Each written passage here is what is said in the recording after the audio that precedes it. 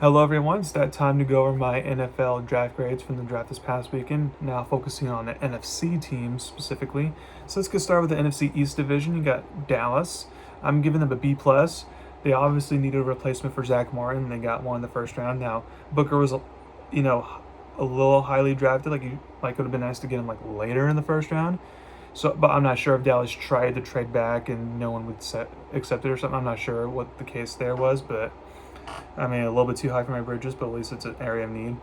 Second round, they got a pass rusher from Boston College who's productive and for some reason fell the second round, so that's a good steal there. Same with the cornerback that they got in the third round, which they really needed. They did draft a running back in the fifth round. Um, some people like the Texas running back Blue. I thought there was better options there. Um, I just based on my preference. They did get another running back in the seventh round just to make sure they got two just in case if either one didn't work out. Um, they did draft a defensive tackle finally, although they waited to the very early the seventh round to do it.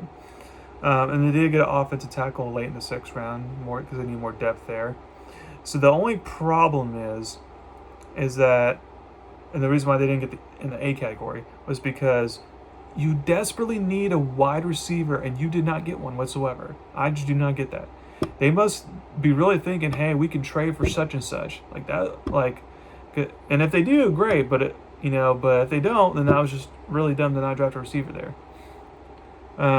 Next, you got the New York Giants. I had them getting an A minus. Abdul Carter. Best pass rushing draft. You got to get him.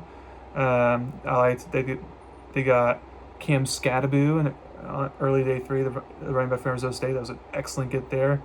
Then I like that they got like the offensive guard from Purdue who was falling. Like again, good value there. Um, they did, and with the defense tackle that was falling in the third round from Toledo was good. So the only reason why they don't get like the perfect A plus was because Jackson Dart, in my opinion, is not worth the trade back in the first round for. So you're wasting some picks there, and I'm not sure if Jackson Dart's gonna work out or not. Because he's in New York specifically, it reminds me like Zach Wilson, especially both being from Utah. And like I feel like that may be a bust there. Even though Brian Dable's a good offensive head coach and all that, can make people work. Like I feel like if Dart would have gone like the Rams, maybe he has more success, but with Sean McVay. But I feel like in this situation, that was kind of a weird pick there. Philly, the perfect A plus. Howie Roseman doing his thing once again. They get the linebacker for Alabama, but because that should have gone in the mid first round, but because of injuries was falling down to the end of the first round and got him. That once again got a steal. Then the second round they got a very good safety from Texas. And then the third round they got a good defensive tackle from Nebraska, and then in the later rounds they just got needed pieces, like they drafted some like offensive tackles, offensive guards, get some more depth there. Especially since with Mekhi Becton going, you need some depth on the interior of the offensive line. They got it was just a perfect draft, because with Philly you didn't need to have a lot of needs. So even if the picks in the later rounds weren't the best, in my opinion, you can argue they weren't. Like they just didn't have any needs whatsoever because you already filled them up in the first couple rounds because they're that loaded. And then last but not least, in the NFC East, you got Washington. I had them getting A minus. They got the Oregon tackle in the first round, which they could, they could put it in guard, and then therefore you solidify your offensive line. Then you got the quarterback from Mississippi in the second round, late in the second round, which I thought he would have been an early second round, probably. So that was a good steal there. And then you get a wide receiver in the third round, which you need some more wide receiver depth and then you get a running back. Although the reason why you don't get the perfect A plus is because that running back didn't come until the end of the seventh round, and it was a running back that I didn't have getting drafted whatsoever. I was like, who is this guy and all that? Like that just seemed like a wasteful pick. Next, you got Chicago. They get an A minus. I love the Michigan tight end, the first round pick. I was surprised they got a wide receiver in the second round, but it was the Missouri wide receiver, and he's pretty good. Like I was just maybe the Keenan Allen's on his last leg. We'll see, but that was a good get there. And then they got offensive tackle in the third round to get more offensive line depth there. And then for the rest of the draft, they focused on defense, except for the very end, seventh round, they got a running back from Rutgers, which I thought was a pretty good get there in the seventh round. Now the only reason why they don't get the perfect A plus was because I thought they could have used another pass rusher, which they didn't get. in this draft. And again, you could argue running back could have been on the higher priority list. Now, I like the running back they did get in the 7th round, for a 7th round running back, but again, I thought they could have been higher. Next, you get Detroit. Again, this is one of my worst grades. They get a D. They do get defensive tackle in the 1st round, which is good, but the problem is you got a guy in the 1st round who was a 2nd-round guy. You did get 2 offensive, guards, to help bolster the offensive line, which is good. And you did get wide receiver in the 3rd round, which you needed, but the problem is it was a guy who did not have a 3rd-round grade whatsoever, and you traded up for. It just did not make any sense whatsoever. And then you did, and then also you did get a cornerback, but it wasn't until very late in the draft. So it just did not make any sense. Now the one reason why you didn't follow down to F is because I did like the one pass rusher you did get in the draft in the 6th round from Boise State. I did like that pick, but other than that, I just thought it was a weird draft for Detroit, which is usually not like them because the past couple drafts have been very solid for them. Next, you got Green Bay. They get an A-. I love the Texas receiver they got in the 1st round. Finally, they get a 1st-round receiver. They got an offensive tackle in the 2nd round, which they needed, to bolster the offensive line depth. They got a pass rusher in the 4th round from Texas, who's pretty good. They did get a defensive tackle eventually, which they needed. So the reason why they don't get the perfect A+ was because, with Jair Alexander, who knows what, his future's going to be in Green Bay and all that. It's I feel like you should have put cornerback shouldn't have been a very high priority in his draft, the first 2-3 rounds, not 7th round. So I thought that was weird and why they didn't get the perfect A+. Minnesota, I'm giving them a B. They get a guard in the 1st round, which they needed, because the offensive line did not play well to close out the regular season. Although the guard they did get was, again, maybe a 2nd-round prospect. And then they did get some more defensive players. Minnesota didn't have a lot of needs, but I would have said that maybe another corner would have been good for them, and they didn't get one at all. And then also they drafted wide receiver in the 3rd round, which wide receiver is the least of their problems. I don't know why they did that, especially since it wasn't a receiver that should have been drafted in the 3rd round. So I thought that was weird. But they get a B. Atlanta, I'm giving them a C-. Now they did get a pass rusher from Georgia with their 1st pick in the 1st round, which is good. But then they traded back in the 1st round to get the Tennessee pass rusher, and the problem is they give up a 1st-round pick to do that, which was just asinine. That, I do not get that whatsoever. I didn't get them taking Michael Penix Jr. last year, and they ended up being right, so we'll see. But that was just weird right there. And then also, and they did get some safeties as well, which they needed. But the problem is that they lost the offensive starting center in free agency, I believe, in Chicago, and they didn't fill that need in the draft whatsoever. And I feel like they could have drafted some, not besides pass rushers, they could have gotten more interior of the defensive line, someone a pair of Grady Jarrett, but they didn't get one either there. So again, because they at least got 2 pass rushers, which pass rushers is a desperate need, and that's why they at least get a passing grade. But I just thought that was super weird to give a 1st-round pick there. Carolina, I give them an A- actually. They get a receiver in the 1st one, which they needed, although we'll see if the receiver ends up being a bust or not. And because I don't like the fact that he admitted he doesn't like watching film, don't like to hear that.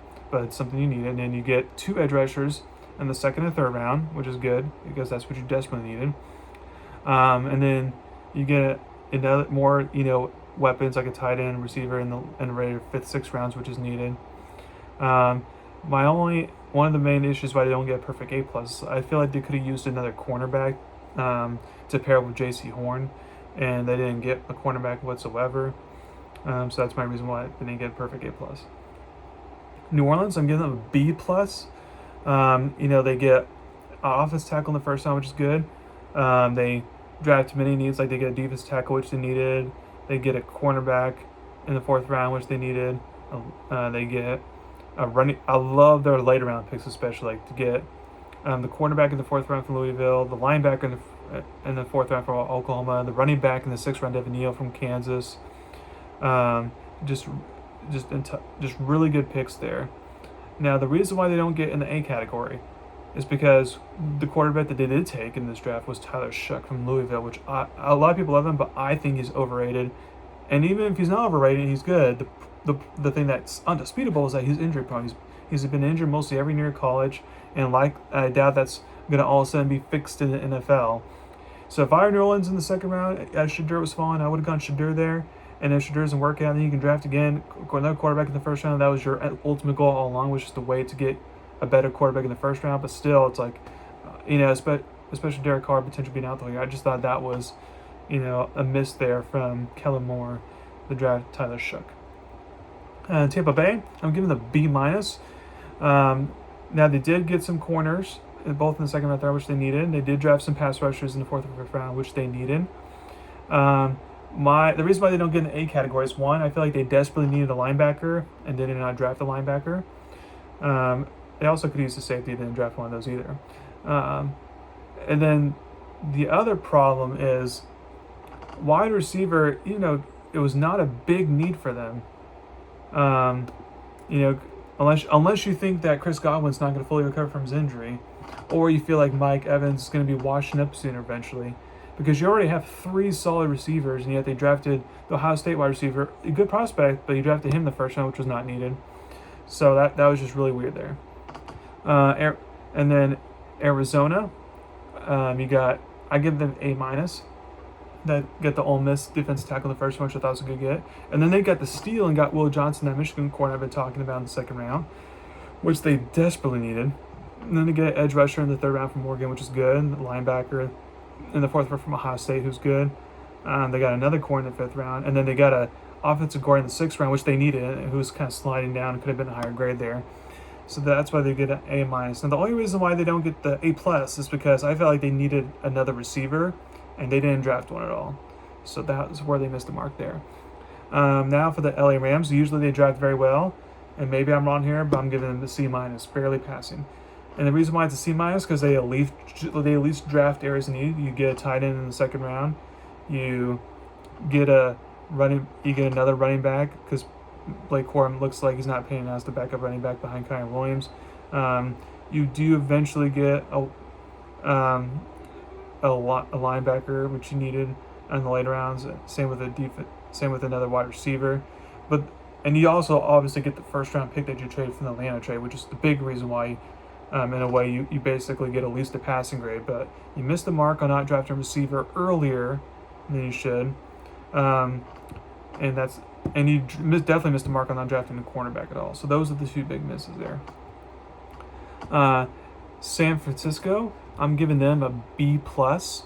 Now they obviously had many holes in the defense that he needed to correct, and they did. Getting the Georgia pass rusher Mikael Williams, Texas nose tackle, Oklahoma State linebacker, cornerback for West Kentucky, another defense tackle from Indiana. Like the first 5 picks were on defense. The reason why they don't get in the A category is because they drafted 2 wide receivers, which even though I know they traded away Deebo Samuel, I feel like that was not needed at all. So those are kind of wasted picks there. Also, I feel like they really should have drafted an offensive tackle, get their future replacement for Trent Williams, and they didn't do that whatsoever. So that's why they didn't get in any category. And then last but not least, you got Seattle. Like Philly, they get the perfect A plus.